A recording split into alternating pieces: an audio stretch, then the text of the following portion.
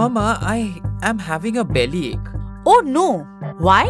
Maybe I should take you to a doctor. So, Sham, have you eaten something other than your tiffin in school today? I bought a cake and ate it. It had some woolly blue-colored spots on it though. Oh, you should not have eaten it. That cake was spoiled with microorganisms. Now you have food poisoning. Doctor said the cake had microorganisms which caused my bellyache. But what is a microorganism? Are they harmful? Are they very bad? Aren't there any good microorganisms? I think I should try to find out more about them. Hello students, welcome to Notebook. Are you having the same questions as Sham in your minds? For answers of those, we are going to study the chapter Microorganisms, Friend and Foe. Come on, let's start our journey to the world of microorganisms along with Notebook. In today's video, we are going to learn about what microorganisms are, their categories and where they are found. So, the first and the most obvious question arises here. What are microorganisms? We see living organisms of various sizes and shapes around us, starting from a large elephant to a tiny ant. This does not end here. There are billions and trillions of living beings which we cannot see with our naked eyes. They are so small that they can only be seen with the help of a powerful microscope.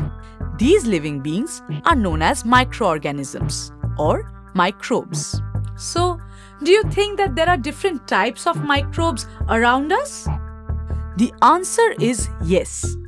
Microorganism can be of 4 different types, such as bacteria, algae, fungi, and protozoa. Along with these 4, there is another organism whose features borderline between the living and non-living. They are called the viruses. So, let's get to know them and know where we can find them. Let us start with learning about bacteria. Bacteria only have one cell and which is only a few micrometers in size.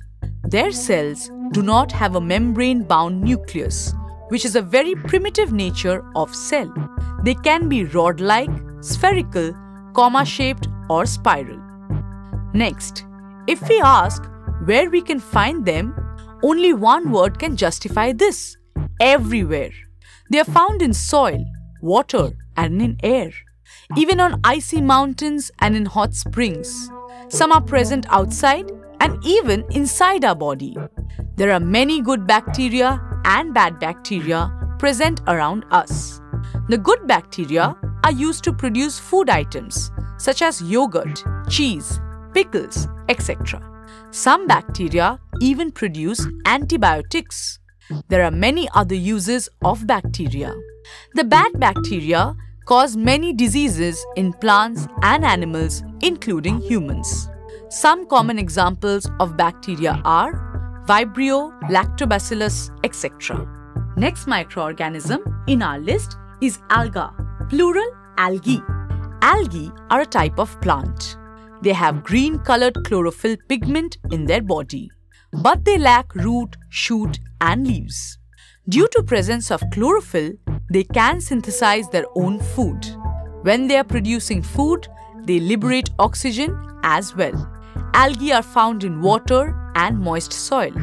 Some well-known algae are Chlamydomonas, Spirogyra, Volvox, etc. Next microorganism we are going to learn about is the fungus, plural fungi. Have you ever wondered what is the cottony growth which sometimes occur on the bread during rainy season? Guess what? They are nothing but a type of fungus. Fungi can be microscopic or macroscopic. Yeast and bread mold are microscopic, meaning they can only be seen using a microscope. The mushrooms and puffballs are macroscopic, which means they can be seen through our naked eyes. The microscopic fungi, like yeast, can be unicellular, while the bread molds are multicellular. The multicellular fungi have a thread-like body called hyphae. through which they absorb nutrition. Fungi are mostly found in damp and warm places. They grow upon dead and decaying matter and absorb nutrition from them with the hyphae. Some fungi remain in symbiotic relation with algae or some other plant's roots.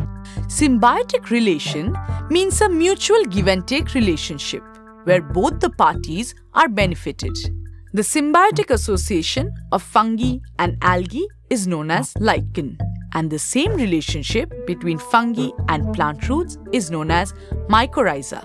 Fungi helps us with many medicinal products such as antibiotics. It is also used in producing food items like cheese, bread, cakes, and other bakery items. The fourth type of microorganisms we are going to learn about is the protozoa. As the name suggests, the term proto stands for primitive and zoon means animal. Hence, they are the most primitive animals. They are unicellular in nature. However, the single cell performs all the body functions. Many organisms belonging to protozoa group are well known as parasites. They live inside the host's body and harm them. Many protozoa cause diseases in humans such as dysentery and malaria. These protozoans are mostly found in soil, water, and inside the body of the host. There are many protozoa which cause diseases in humans. A few commonly known protozoa are amoeba, euglena, paramecium, plasmodium, etc. The last stop in our list are the viruses. 1. The viruses are even smaller than bacteria. 2. They do not have any cellular structure such as cytoplasm or cell organelles. 3. When they are inside the host's cells, they multiply and form new viruses using the host's energy and nutrients. 4. But outside the host, they do not show any sign of life. Viruses are found everywhere. They are present in air, water, soil, as well as inside the cells of living bodies. Viruses cause many diseases. Common cold, flu, and coughs are the most common diseases caused by viruses. Other than these, polio and chickenpox are the examples of viral diseases. Well, these are the various types of microorganisms we may find around us. Thank you for watching this video. We will learn more about microorganisms in our next lesson. Till then, happy learning and goodbye.